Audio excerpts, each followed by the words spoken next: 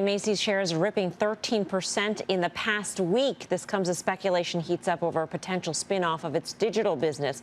Cowen boosting its Macy's price target to $32 from $27 a share. And if an e-commerce spin-off becomes a reality, the firm sees the stock going even higher. Oliver Chen is Cowen's senior retail analyst. Oliver, great to have you with us. Great being here, Melissa. Thanks for having me. Are you basically saying that after the spin-off, Macy's, the brick and mortar part of the business, will be worth much, much more?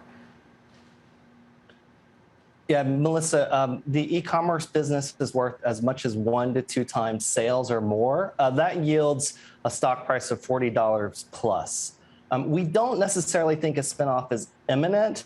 However, our note really lays out these different scenarios in which the e-commerce business is very undervalued relative to how Macy's is trading currently. So Macy's is trading overall at 0.5 times sales. As we look at e-commerce businesses and comparable companies, they trade at 1 or more times sales multiples. So this is entirely possible and is being analyzed. However, there are a lot of risk factors, and separating the two businesses will not be easy. They will have to go over hundreds of service agreements as well.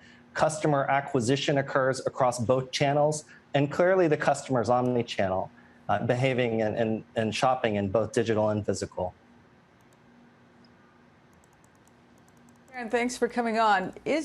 I'm sort of confused. Is it possible that the rest of Macy's, with the debt, with the bricks and mortar, and maybe some of them under scale, is actually worth negative depending on how they divide up the e-commerce sales? Yeah, that is part of the interesting story here, because the rest of the business, the physical side of the business, we model at declining 3 to 4%. And at the same time, we model the digital business growing 9 to 11%. So thinking about a sum of parts, clearly a valuation would be lower on a negative business, but it's also a little bit of art and science in splitting these two businesses up, because as you know, a physical presence really helps you acquire stores online.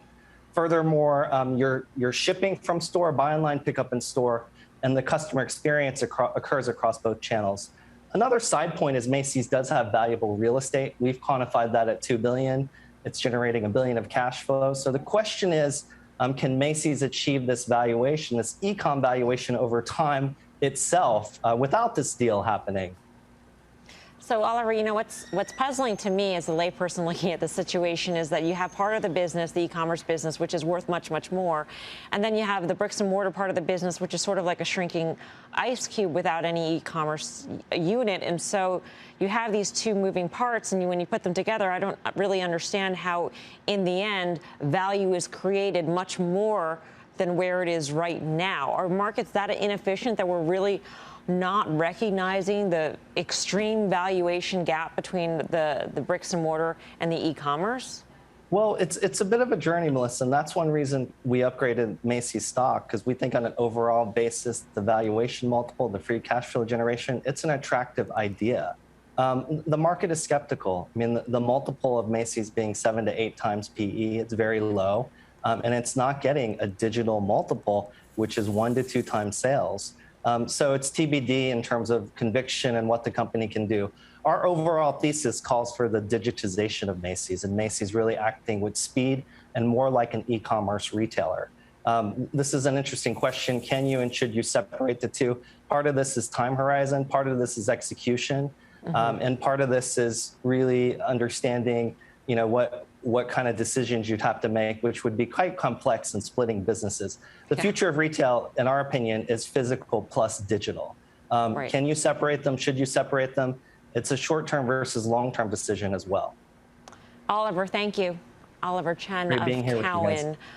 Tim, I'll go to you. I mean, it does seem like an extremely complicated relationship to sort of extricate. I mean, if you have, for instance, a sale that's made in online and then brought to the store, I mean, presumably there would have to be, Oliver mentioned, service agreements, because that store is going to send back the merchandise for the online to process. I mean, it's complicated. This is not an easy thing to do.